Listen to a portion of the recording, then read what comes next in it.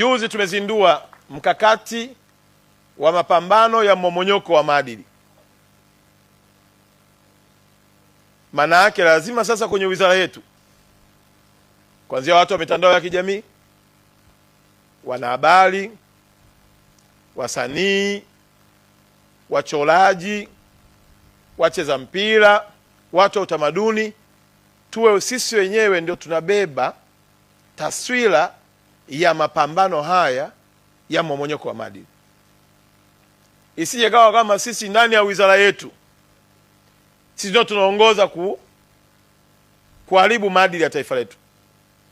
Sisi ndio kioo cha taifa letu, kuhakikisha kwamba watoto wetu na watoto wa watoto wetu wenye maadili mema na lenye ustawi, usawa na amani ikiwepo. Kwa hiyo niwaombe sana wana mitandao, kwenye mapambano haya msirudi nyuma. Na sitajisikia furaha kuona mwanamtandao ambaye yuko chini ya Jumikita eti analetwa tena kwenye ithibati au ameitwa TCRA kwa kuvunja maadili. Wewe ndio balozi.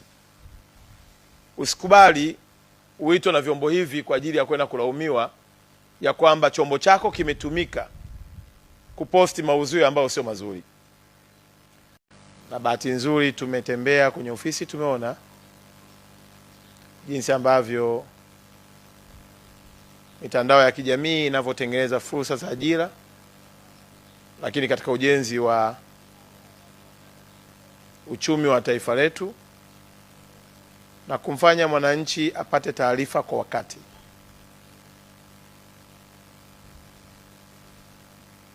Naendelea kuwapongeza kwa sababu hii ni kanda ya pili ambayo nimeshuhudia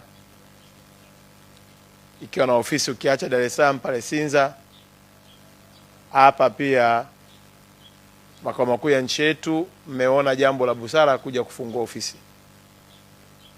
Shughuli nyingi za kiserikali sasa zinafanyika Dodoma, na kama mnafahamu ya kwamba tunaendelea na bunge la bajeti ni sio chini ya miezi mitatu. Kwa habari nyingi za nchi na mwelekeo wa taifa letu na maeneo ya kimkakati ya uwekezaji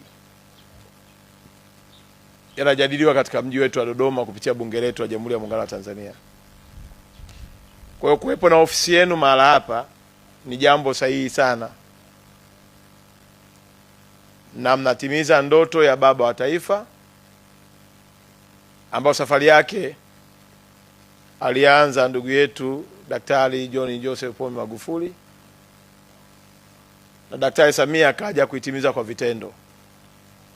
Juzi wakati naenda Arusha kwenye mkutano wa wanahabari, uhuru wa habari, nimetoka mji wa Mtumba nikapita bypass. Malaki sikuingia katikati ya mji. Wakati napita nikawa najiuliza, hivi afisa habari wa mkoa wa Dodoma yuko wapi? Yaani sijawahi kuiona ikitangazwa, wakati ujenzi na fedha zilizotumika na hatua iliyopo ni kubwa, ikiashiria kwamba Daktari Samia anazidi kujenga mji wa Dodoma, kuupa hadhi ya kuwa makao makuu ya nchi.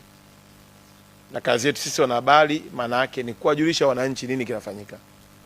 Kwa hiyo nawapongeza sana na niwaombe msikate tamaa. Kwenye safari yoyote ile ya maisha hakuna kitu kinachokuja kirahisi. Sio wacheza mpira wanataabika, si mabondia. Juzi nilikuwa naangalia ngumi pale Mafia Boxing Promotion pale, unamwona baba wa watu wanavyopigwa, unachukua picha, familia yake inajisikiaje? Lakini ndio baba anapambana ili familia yake ile. Kwa hiyo ukienda hivyo hivyo kwenye kazi zingine ambazo tunaziona, sio kama kila mtu amefika mahala kirahisi tu.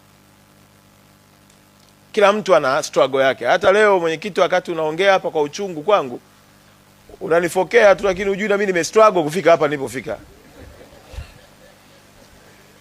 Na mimi haikutokea ghafla kwamba nimefanya nini, nimekaa hapa. Maana sio safari rahisi.